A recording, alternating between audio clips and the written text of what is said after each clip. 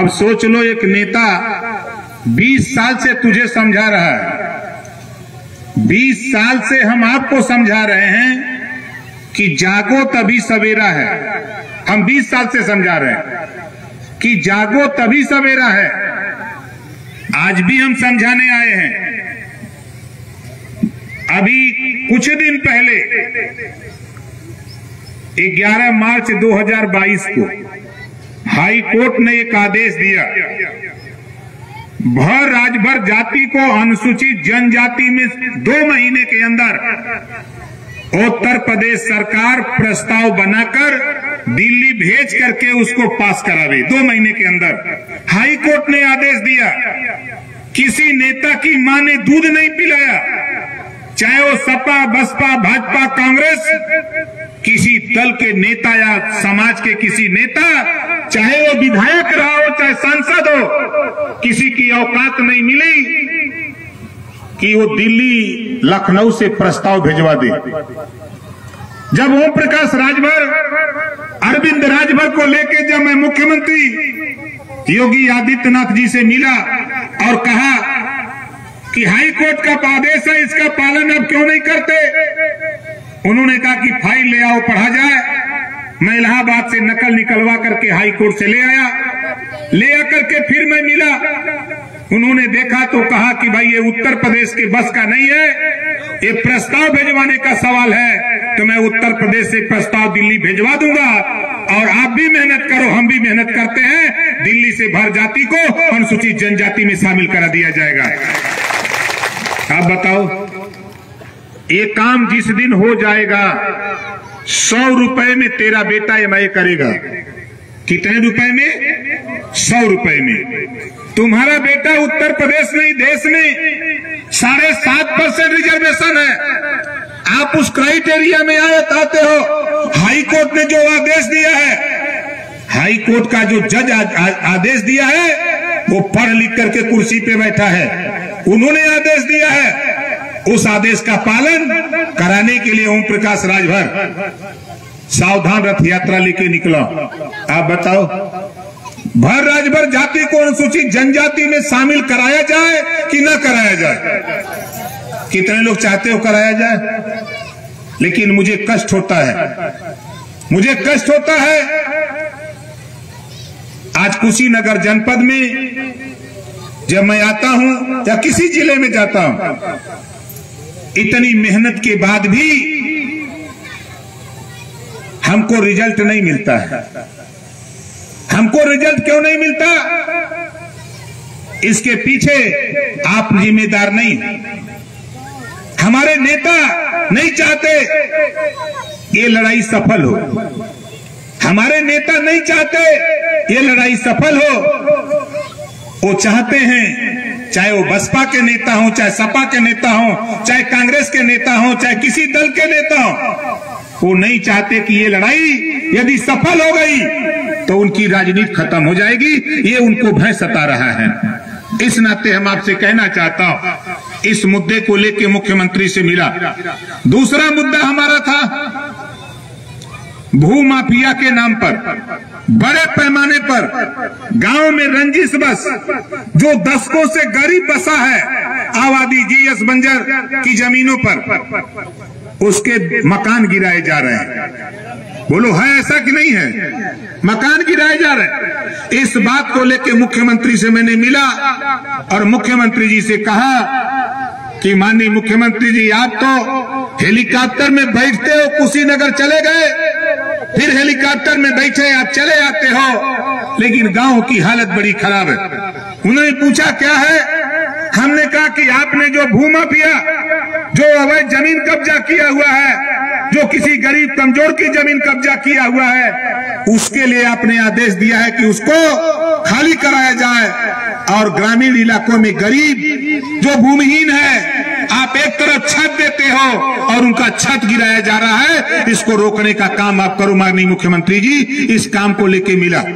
उन्होंने कहा, हमारे सामने चीफ सेक्रेटरी को बुलाया, अपने प्रमुख सचिव को बुलाया और कहा कि आज के बाद राजभर जो बोलता है वो सही बोलता है। आज तक मेरे साथ भी 18 महीना रहा, कभी एक भी गलत बात सदन के अंदर हो चाहे कैबिनेट में कभी गलत बात नहीं बोला। आज के बाद हम नहीं सुनना चाहते किसी गरीब का मकान गिराया जाए, किसी भूमिहीन का मकान गिराया जाए। ये आदेश उन्होंने अपने चीफ सेक्रेटरी को दिया। 2 काम को लेकर के मिला था और मिलने के बाद हमने देखा इस बात का संदेश कैसे पहुंचाया जाए। तो मैं आपके बीच में हमारे साथियों ने तय किया एक सावधान रथ यात्रा निकाली जाए, उसी के माध्यम से हम लोग निकला जाए, जगह जगह कार्यक्रम करके लोगों को बताया जाए।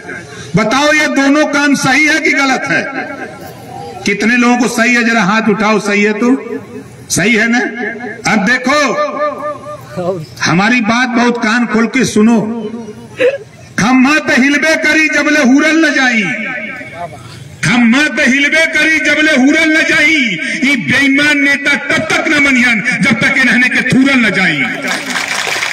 बहुत तमाशा देखा हमने, लेकिन अब बहुत खेल देख लिया।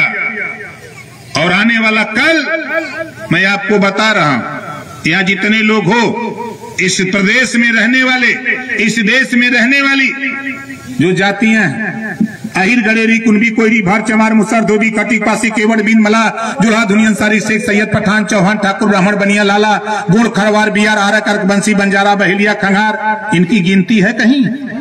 बोलो गिनती कहीं है? नहीं है। तेरी गिनती कुशीनगर में नहीं थी, तेरी गिनती कुशीनगर में नहीं थी। जब रामानंद बौद्ध जी पूर्व विधायक, जब इनको आप लोगों ने चुनाव जितवाया, जब इनको आप लोगों ने चुनाव जितवाया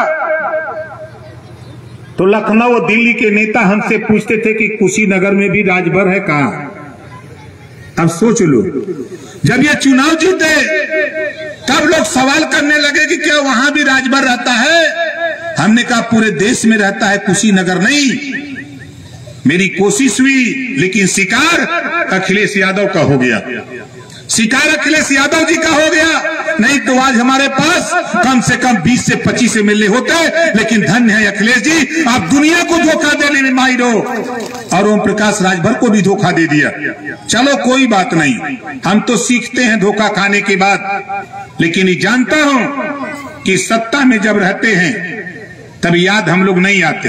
आप बताओ, हम बहुत साफ साफ बात करना चाहते हैं। आप बताओ, बाबा साहब डॉक्टर अंबेडकर जी के अथक प्रयास के बाद 1931 में ब्रिटिश गवर्नमेंट थी, जब अंग्रेजों का शासन था, 1931 में जातिवार जनगणना हुई।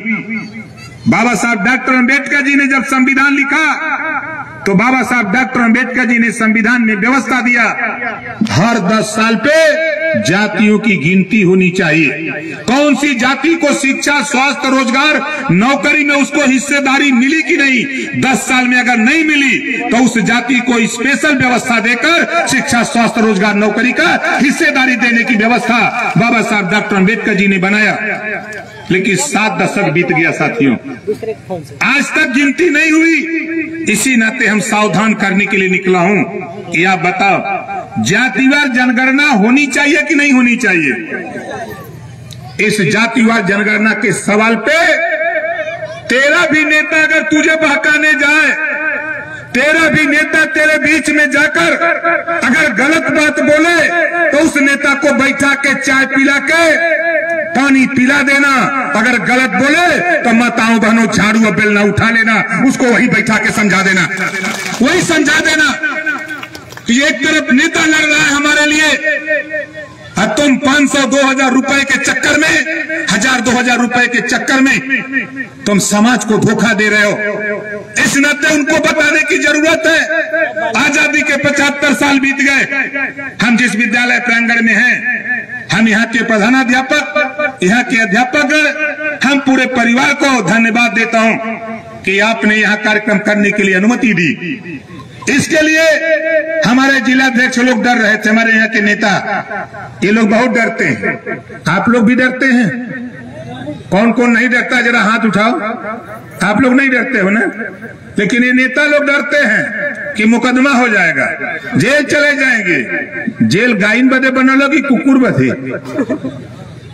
इतना डरना है तो आंदोलन छोड़ दो, मत रहो ओम प्रकाश के साथ। ये लड़ाई खिलवाड़ नहीं है, ये लड़ाई महात्मा ज्योतिबा फूले, सावित्रीबाई फूले, छत्रपति साहू जी महाराज, महाराजा सुहेलदेव राजभर, बाबा साहब डॉक्टर अम्बेडकर, मान्यवर कांशीराम जी के सपनों की लड़ाई ओम प्रकाश राजभर लेके निकला है, खिलवाड़ नहीं है। इस नाते बाबा साहब डॉक्टर अम्बेडकर जी ने कहा है, इंसल्ट फॉर इंजरी, चोट और अपमान, दो बात बर्दाश्त करने की